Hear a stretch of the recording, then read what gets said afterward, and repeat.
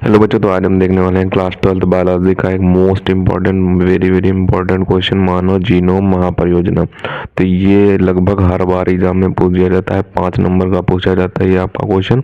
तो इसे देख लेते हैं। तो इसमें आपको लिखना होगा, पहले मानव जीनोम महापरियोजना की डिटेल लिखनी होगी, उसके बाद इसकी कुछ विशेषताएं लिखनी होंगी और उद्देश्य लिखना होगा और उपयोगिता लिखनी होगी, तभी आपको 5 में 5 नंबर मिलेंगे। तो ये 1.5 से 2 पेज का आप बनाकर लिख देंगे तो आपके पूरे नंबर मिल जाएंगे। तो इसे देख लेते हैं। तो इसमें दिया, सबसे पहले इसकी डिटेल देख लेते हैं, उसके बाद विशेषताएं देखेंगे, फिर उद्देश्य देखेंगे, फिर उसकी उपयोगिता देखेंगे। तो सबसे पहले डिटेल में देख लेते हैं क्या दिया हुआ। तो डिटेल में दिया हुआ है कि जीन संरचना को जानने के लिए सन 1990 में अमेरिकी सरकार ने मानव जीनोम परियोजना शुरू की थी। इसका उद्देश्य मनुष्य के पूरे जीनोम के डीएनए क्रम को निर्धारित करना था, जो वर्ष 2003 से मानव जीनोम के न्यूक्लियोटाइड के क्रम को निर्धारित करने का कार्य पूरा भी हो गया था। यानी कि इसमें कहने का तात्पर्य यह है कि जो अमेरिकी सरकार थी उन्होंने मानव जीनोम परियोजना का आरंभ किया।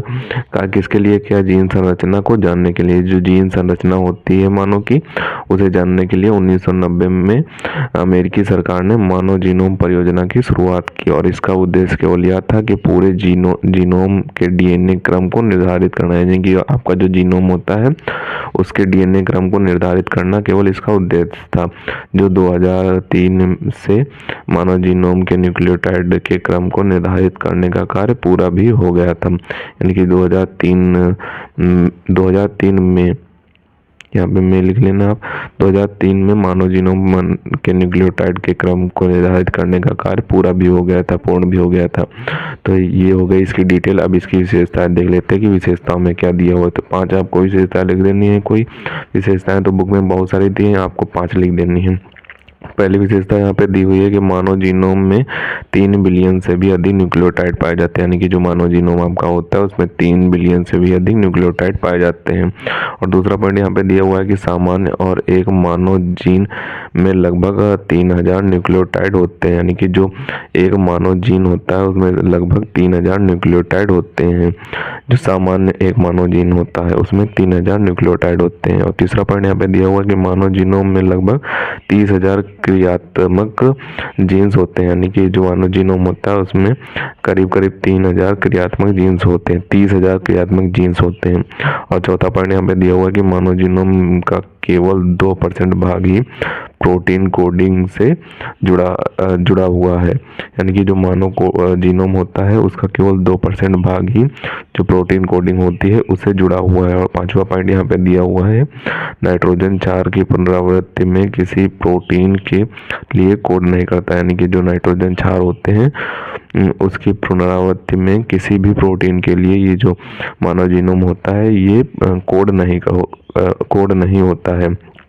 किसी भी जो प्रोटीन होती है उसके लिए कोड नहीं होता है। और अब इसके उद्देश्य देख लेते हैं कि उद्देश्य में क्या दिया। तो 5 आप छोटे छोटे उद्देश्य लिख देंगे। बुक में तो बहुत सारे दिए हुए, तो आप 5 छोटे छोटे लिख देंगे तो आपको अच्छे नंबर मिल जाएंगे। उद्देश्य के बाद इसकी उपयोगिता देखेंगे। तो उद्देश्य में क्या दिया उसे देख लेते हैं। तो 2 उद्देश्य इधर दिए हुए, बाकी पीछे पन्ने में दिए हुए उन्हें भी देखेंगे। तो पहला उद्देश्य यहाँ पे दिया हुआ है कि मानव जीनोम के 3 × 10⁹ नाइट्रोजन का अनुक्रम निर्धारित करना। यानी कि जो मानव जीनोम का अनुक्रम था उसे निर्धारित करना क्या था, 3 × 10⁹ नाइट्रोजन अनुक्रम था। और यहाँ पे दूसरा पॉइंट दिया हुआ है कि ज्ञात नाइट्रोजन क्षार जोड़ों को या जीन के स्थान को निर्धारित करना। यानी कि जो नाइट्रोजन क्षार के जोड़ों होते हैं और को या फिर जीन के स्थान जो होते हैं उनको निर्धारित करना मानव जीनोम का उद्देश्य था, दूसरा उद्देश्य था। अब तीसरा उद्देश्य देख लेते हैं जो कि पीछे पन्ने में दिया हुआ है।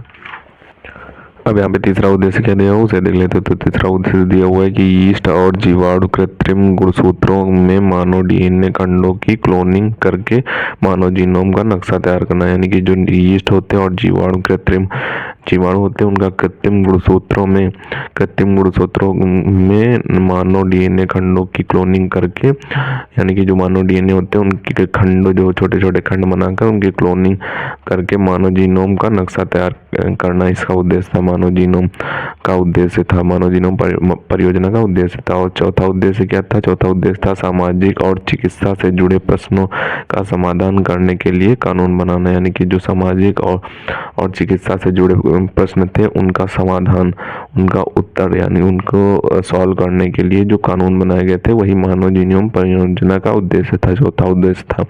पांचवा उद्देश्य क्या था? पांचवा उद्देश्य था मानव जीनोम प्रोजेक्ट के पूरा होने में लगभग 9 बिलियन US$ व्यय होने का अनुमान लगाया गया है। यानी कि जो मानव जीनोम परियोजना था इसमें लगभग 9 बिलियन US$ व्यय होने का अनुमान लगाया गया था, ये भी उद्देश्य था।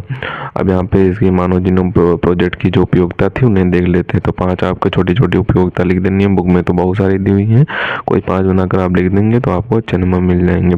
तो उपयोगिता देख लेते हैं। तो मानव जीनोम प्रोजेक्ट की उपयोगिता, आप हेडिंग डालेंगे, उसके बाद लिखेंगे पहली उपयोगिता लिखेंगे कि इससे मानव की आनुवांशिक वंशावली को निर्धारित किया, यानी कि इसने जो मानव की आनुवांशिक वंशावली थी उसे निर्धारित किया, ये एक उपयोगिता थी।